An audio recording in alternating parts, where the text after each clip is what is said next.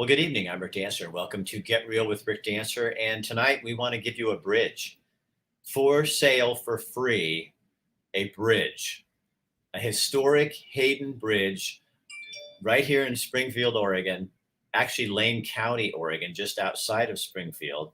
It's a beautiful bridge. It's been restored.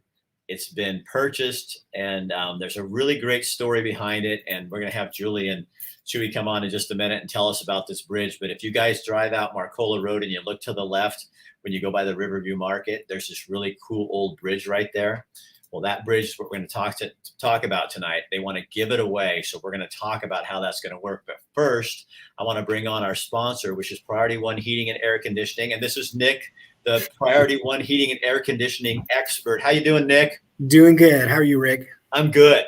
Hey, I thought this would be a great show for you guys to sponsor because I know your company's really into the community and all this. And when you hear about a bridge that's out there that's for free, you kind of want to know the story, don't you? Right. And, that's a bridge, I drive past all the time. We do service out in that area. So it's, a part of the community. And yeah, the story that you got going on, I'm interested to see how it goes. And, hopefully this gets the message out to everyone and can make it happen. So what I want you to do a little bit, Nick, is I know we're getting into fall. People don't understand that heating, and especially heating and air conditioning systems, they operate differently. And there's things we need to be doing to get ready, because the worst thing that has happened to me in the fall or in the winter, when we get one of those ice storms, and that's when my heat pump goes out or freezes up or needs help. So what should people be doing right now? So for me, is always sticking with the basics. We're in the transition period from summer to some cooler weather. This summer, unfortunately, again, we've had to deal with some fires and smoke. That air quality gets in your filters. So for me, always the first thing is get those filters changed out. Whether you have a disposable, replaceable one that you need to change, or it's a washable one, get the easy stuff taken care of. Okay. Get them handled. Kind of the next step, going through making sure everything's maintained and ready to go for that, heating season there. You wouldn't go on a big road trip without checking your car first. Hey, you want to be ready for, the winter time, have things checked through, have a maintenance done, make sure everything's ready to go. As far as any different changes going from season to season, a lot of it operates kind of the same way. I would say some common issues we run into where people first start calling in. You have a gas furnace, and first time you turn on for the year, and it smells, like something's burning, smoke, and something's wrong. That's a very common call we get, and a lot of times it's just dust accumulation. It's nothing that's really wrong, but it's definitely alarming. You smell smoke, you smell something burning. That's a pretty common call that we get. That's not necessarily something wrong, but it definitely, scares people when they first go through and do that. Well, is it the best thing to do? Because you guys have a program that we do that. You come out you do regular maintenance. Yeah. So you're kind of checking it out and making sure that everything's working, so I don't have to sit and worry about it. Right. And I always love to make that analogy with the car on the road trip. Hey, you're getting into that prime time. It's going to take a lot of, work. It's going to be busy going through, and that system's going to be running. Have everything checked out. Our guys in the service they provide, they're all trained up to go through and make sure that things go through and work, through that season, and keeps your family comfortable. All right. So how do they get a hold of you guys at Priority One Heating and Air Conditioning? So we have a couple different methods. Easiest, calling through on our phone, 541-689-1004. Our website is also a good resource at PriorityOneHeating.com. There you can find specials we have going on. You can chat with one of our customer service specialists online there. So we're really easy to get a hold of. Whether you want to call in, reach out through our website there, really easy to get a hold of someone here. Do you guys offer discounts from our local electric companies? So yes, there are different incentive programs that go on through different utility companies. So different utility companies have different specials and programs that are going on. There's actually one that just came out that I'd like to talk about here a little later, but with eWeb, Sub, they all have different rebate programs going on. Each home is different on what you have and what different people qualify for. So if you have questions on that, I would suggest calling in talking to one of our comfort advisors, they can go through on what system you have, what you qualify for that can potentially get you some rebates. And so, yes, there's discounts going on. The bigger one that's come out is more for the Cottage Grove and Creswell area. They put on it's actually a $2,500 rebate. All you have to do is go through and purchase and install a high efficient gas furnace, and you get a rebate for $2,500 on that installation there. So that's a huge rebate that they have going on for that area. So that's definitely something that if you're in that area and interested in, to speak with one of our comfort advisors, and they can get you all the details and get that going. Nick says he bought one from you guys, very professional, and he got a discount through eWeb. Yep. So yeah, that's another Nick. All the Nicks hang out. Hey, Nick, let's communicate. Thank you for doing that. And also thank you for sponsoring our show, because we love getting information out like this, and we can't do it without people like you. Yeah, no problem. Like I said, I'm glad to be a part of it and to see where this goes. And you got an interesting story, so I'm excited to hear how it goes. All right, buddy. Thank you. See you later. Thanks, Rick. All right, you guys. So let me show you first a couple of pictures, and I'm going to bring on our guests. But look at this. This is the Hayden, the historic Hayden Street bridge right there, and it's been restored. And I'm going to show you a picture of that. It's right off of that's Marcola Road. And I think Chewy will tell us in a minute, but I think there's some property right near it too. There's a little property that goes with that bridge, and then you just walk around here, and it's a super cool structure. And I have never noticed how beautiful it is until I really started taking videos of it. And then you see, I mean, look at this structure. That's why they saved it. Working Bridges saves things like this because it's so worth it. And then now they put all those planks in, and then the stuff on the side, you see the railings, they put that railing in as well. And so they've done all this work on it, and you can go out there and stand. You can have a picnic lunch out there on the bridge. And then I want to show you one more picture. I'm going to add this one to the stream. Look at that. It's just, and I want to, you got to see this. This is what happens all the time when I drive by. There's a father-son right there, and they're out there with a camera, and he's teaching his kid how to take some pictures because it's such a beautiful sight out there. So really cool thing. Chewy, this is Chewy. How you doing, John? I'm doing great. How are you doing, Rick? Nobody's going to know who you are if I call you John, because you're Chewy, man. You are the guy. And and I think Julie is here, but it looks a little dark, but I'm going to bring her in here. Julie? I'm in a car traveling. I'm here. Oh, my God. Better if I'm dark, right? Now this is live video. I mean, she's in a car. Where are you? I just flew into Detroit, Motor City. And you live where? I live near Lansing now in Michigan. Okay. So Working Bridges is all about buying these old, wonderful pieces of art and structural art, and then giving them back to a community. Kind of tell people a little bit about that. Well, we started in 2009 when my bridge fell down into the North Skunk River. And the guys at the coffee shop called me and said, "What are you going to do?"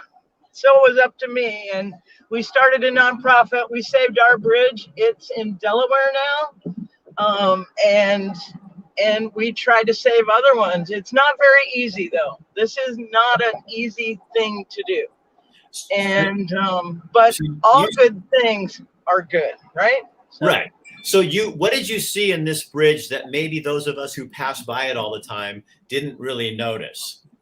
Well, it is perhaps one of the top 10 bridges in the United States. It is a Whipple, a truss bridge that's made of cast iron parts out of Pennsylvania, and it was sent to the Intercontinental Railroad near Corinne, Utah, over the Black River in 1876 or so, and they took it down in 1896, and it came back into Oregon in 1901, thereabouts. And that was the bridge that all the lumber used to come from the Wendling Mill up Marcola to bring it down to the mills, or from the log yards up there to bring it down to the mills to get it all ready for people to build homes with. Well, or to build railroad ties. That's what they were doing. They were still building railroads, and that's what they were bringing out of the timber up the valley there. So, Chewy, how did you get involved in all this? It's all Julie's fault. Everything's Julie's fault, isn't it? Julie and I ran into each other one time, kind of have this old connection surreptitiously through a past life in the 80s. And we just started talking, and I have been around this area for almost 40 years.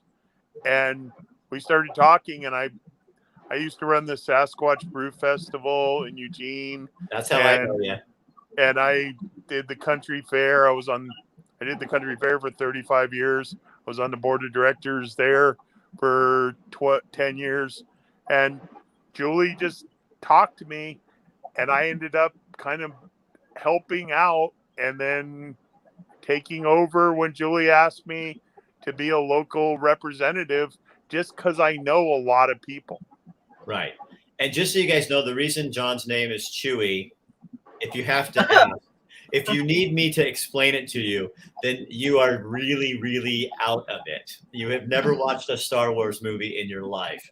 So, Julie, tell me the problem is, so you guys restored the bridge, and Yes. you're trying to give it away. You never wanted to keep it. This is something you wanted to restore for the community and because of the bridge, because you love bridges. But you want to give it. What's the problem?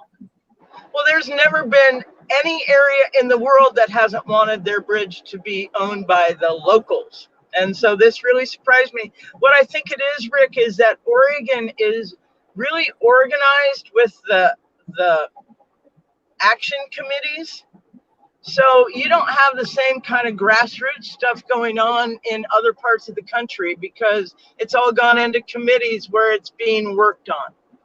And I think that's where it stops. It also is location between the county and the city, and it's also a risk factors. Right. So you've tried to give it to the city, but it's outside the city limits. Well, barely. Part of it is in the city limits in their zone, right? So it really is Springfield. I'm sorry. It's all Springfield. How much acreage is with it?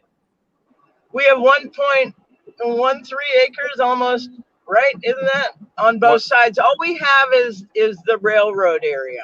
Okay. But the land issues are the biggest problems, and they go back to 1962. They were not discovered in the title search, but it appears like there was a big mess up when that Camp Creek Road came in with land, and our neighbor Gary Sandgate. So Chewy, what's the hang up? And as you know all this kind of too, as well as Julie. So you've tried to get like Willamette Lane or the city or the county to take the park and say, hey, let's do something with this. And it's just kind of falling flat. What has been my experience in the last couple of years since I've been involved in it is, as Julie said, part of the right of way, which is the rail bed. And I believe it's, according to the maps that I have that I got from LCOG, it's 1.73 acres, and it runs from Hayden Bridge Road, which is where the boat landing is, on the west bank of the Mackenzie. It runs from there to Old Mohawk Road, and it's the old railroad bed. Okay. And it's 35 feet wide. It's 1.73 acres. And what is going on is nobody wants to take responsibility for it or ownership of it, because there is a lot of, I'll call it flummoxed land use issues that happened when Weyerhaeuser gave up this property to North Skunk River working bridges. I'm not going to go into North Skunk River, but to working bridges. And so part of the thing is in Springfield. The bridge itself is outside of the UGB of Springfield. The county doesn't want it because there's some property around it that has been arbitrarily just people put fences up, and I don't know who did it. and you can ask 10 people and you're going to get 10 different answers. I have gone out there and surveyed it myself. It doesn't make any sense to me. The major issue is that we want the community involved in this, not as adversaries, but as partners. Right. And the community stepping in to help out and take this bridge, because it's just something it's a community asset. It's not a community nightmare. And I've been working with people for a couple of years, and eWeb has some right of ways. Weyerhaeuser and his Julie just mentioned Gary Sandgate. There's some serious issues there that go back to when the railroad bed was originally deeded to Booth Kelly, and Booth Kelly owned this railroad bed at one time, and they brought the lumber down from Marcola, and it was from Camp One. It wasn't from the Wendling. Wendling was the logging stat place, but they stacked all the logs at Camp One, which is basically where the Marcola Grange is.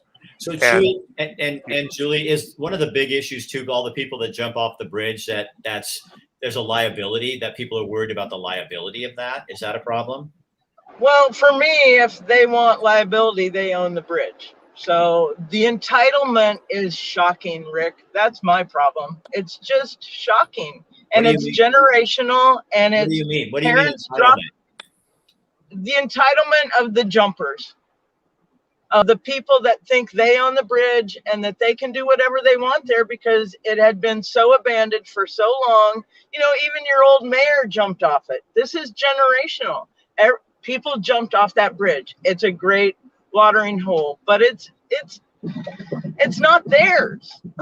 And Chewy has run into more situations in trying to help control that than I would have ever thought out of Oregon people, but not out of people in the USA right now who are so entitled that you get to do whatever you want whenever you want to.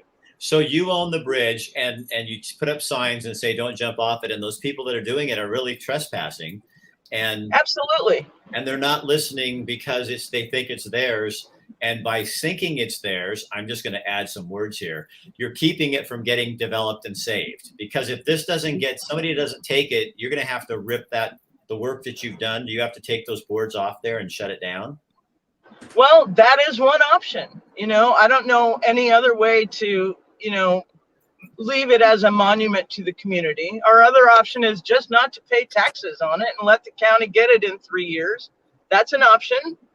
What are our other options? I mean, we talked to these people. They would never let me go to a county board meeting, Rick, because I couldn't get 2 commissioners to put me on their meeting schedule. I'd have to show up for 3 minutes in front of a board meeting if I was going to talk to them.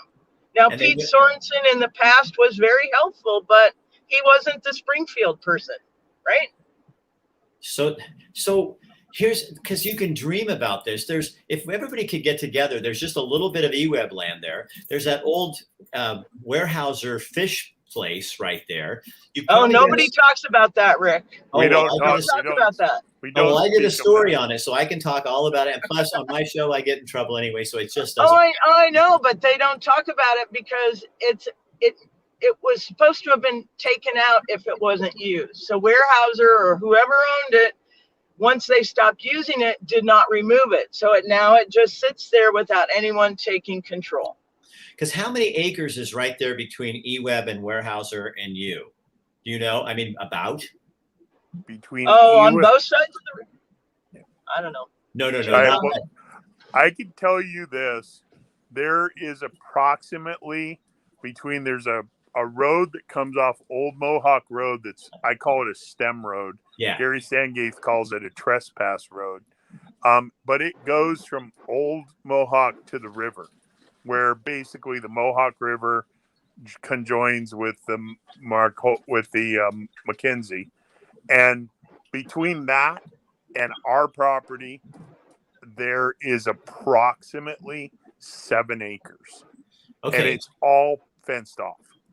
So somebody could, if we could get this thing working together in the community, you could have a 7-acre park with an amphitheater and bring food carts in there on the weekends or something and have a beautiful places. You could have concerts and things like that going on for people. And it would be close enough to the country or the town that it's just outside the country.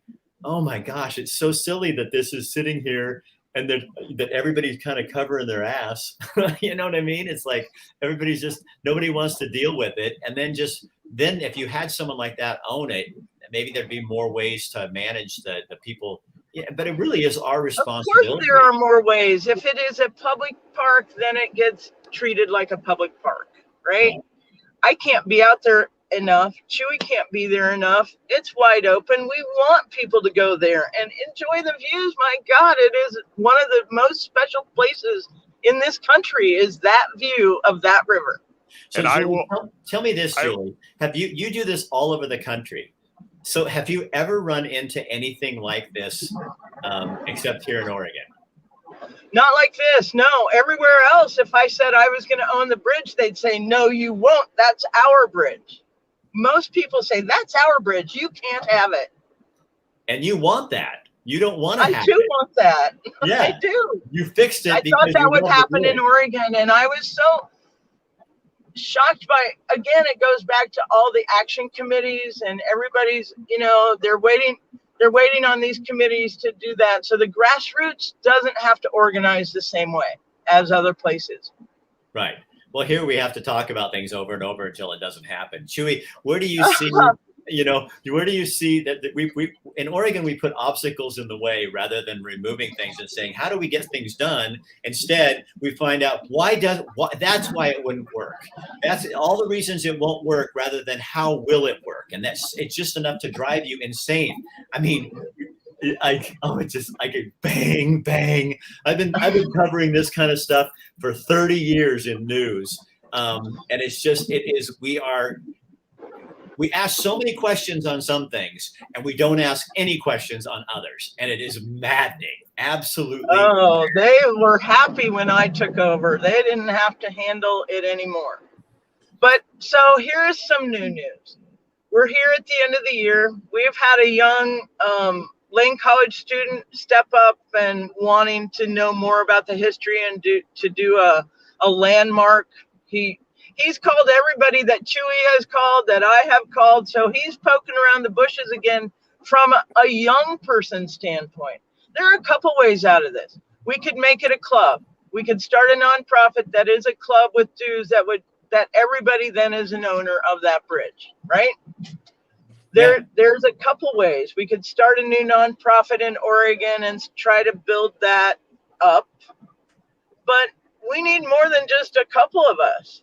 Right. It's not going to happen without your whole community on Camp Creek and up Marcola and out the valley and in Springfield and everywhere to recognize what you have. So and cherish it. Do you know? It was the opening credits of Shenandoah was filmed from that bridge. Oh, he dug deeper. Okay, so he found out you're in there and you own it. Yeah.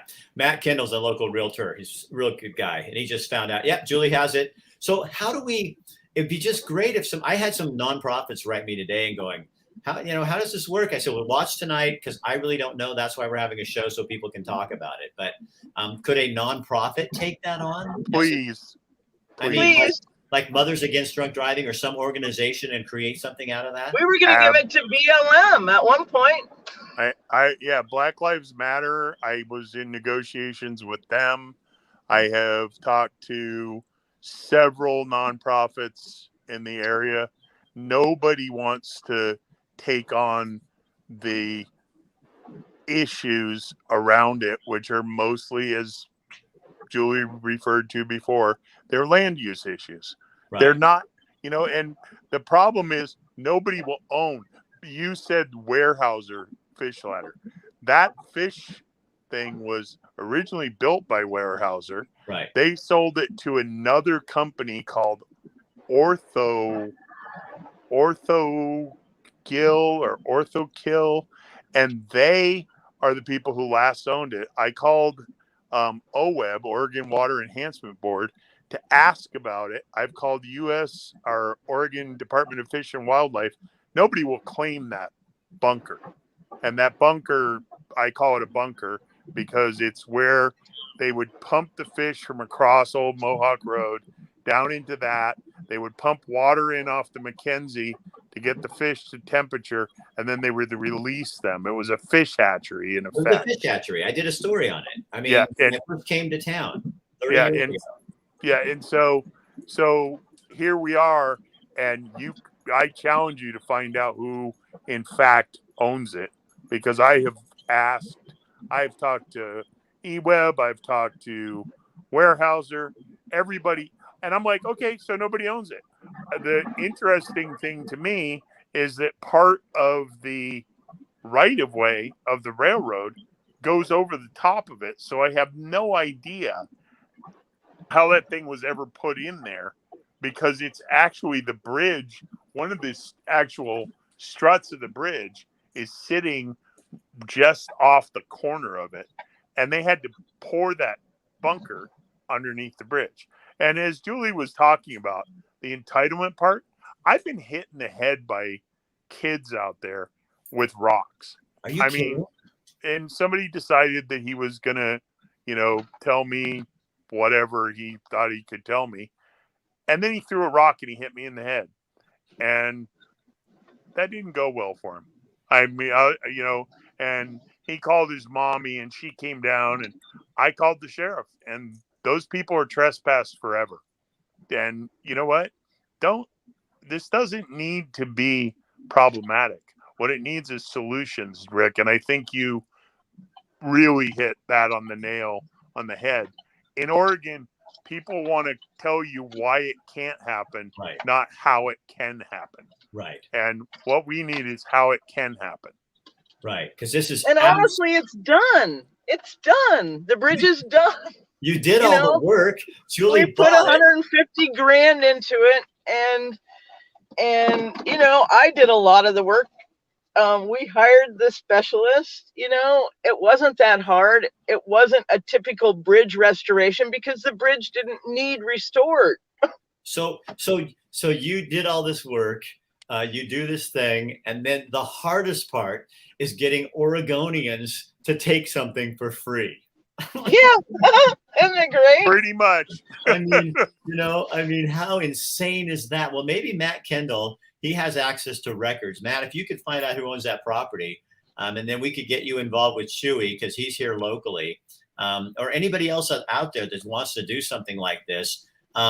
Maybe you could put some pressure, viewers, on the county commissioners to say, hey, we need to hear about this. We need to have somebody this is ridiculous. And you know what I would do? It could be a beautiful park. You guys should go to all the people who are running for Springfield County Commissioner, because we got an election year coming up. All of a sudden, everybody's listening. So the Springfield and also the McKenzie Valley, where I am, and find out who those people are and go to them, and while they're running, and start putting some pressure on and saying, hey, here's this thing. And then when they bring up all the things that can't happen, maybe we start changing that conversation here in Oregon.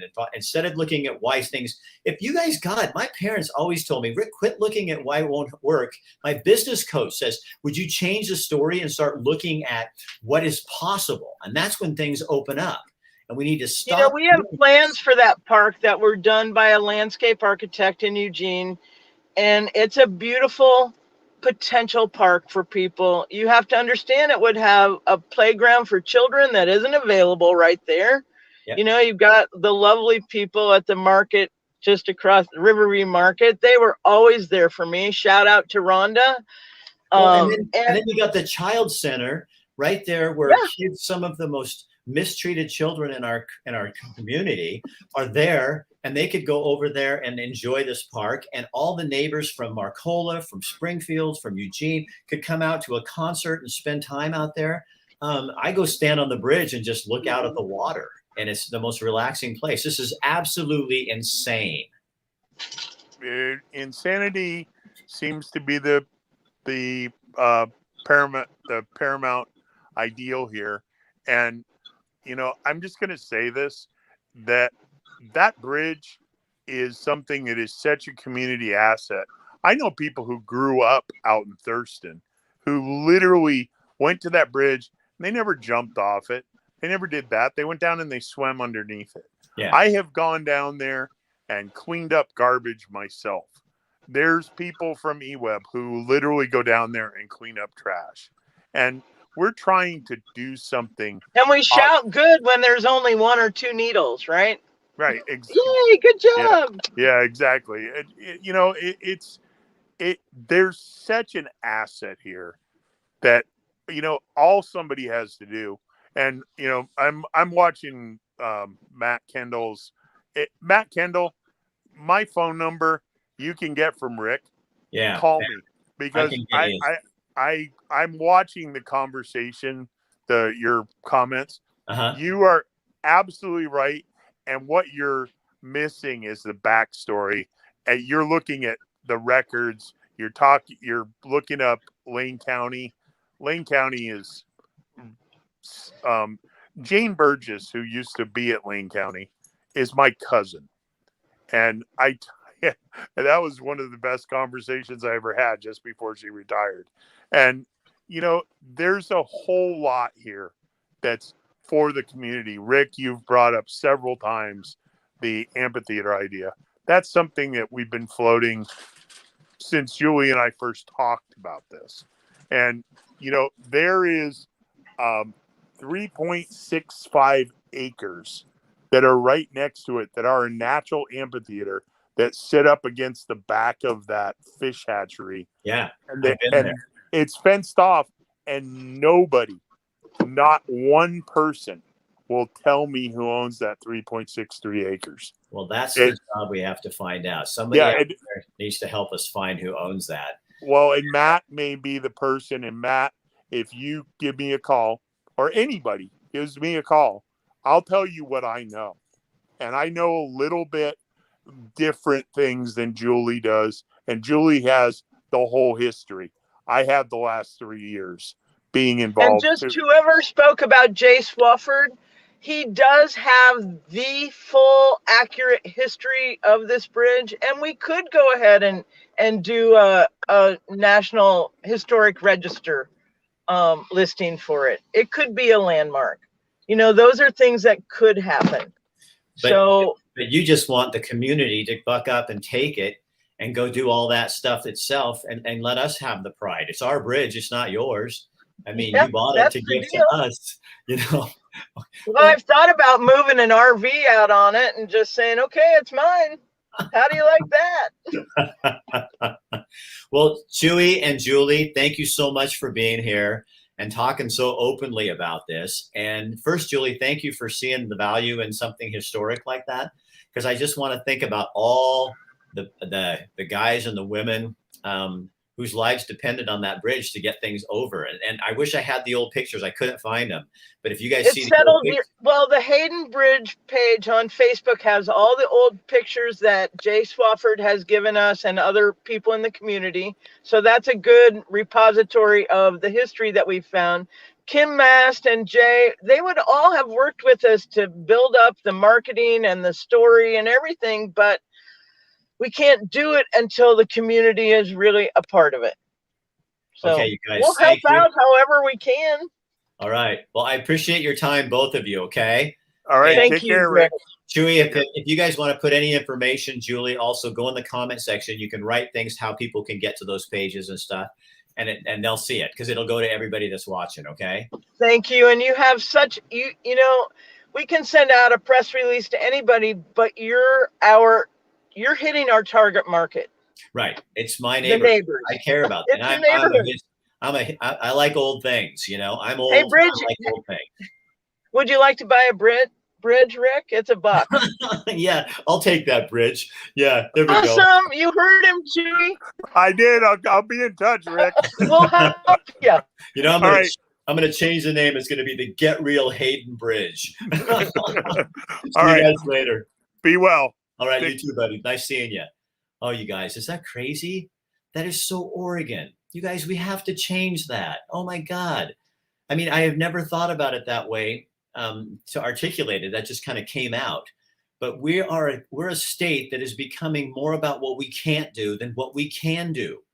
And we have to stop that. I think we're depending too much on government, on public opinion, on what people think. It's like, this is a simple thing. A woman and her organization cares about a bridge. They buy it, they fix it up, and now they want to give it to us. And we're going, well, I don't know. It's like, I don't know. It might fall down, or it doesn't belong on our property. It's on their property. And oh God, come on. This is such bullshit. Oh God. You know, no wonder nothing gets done here.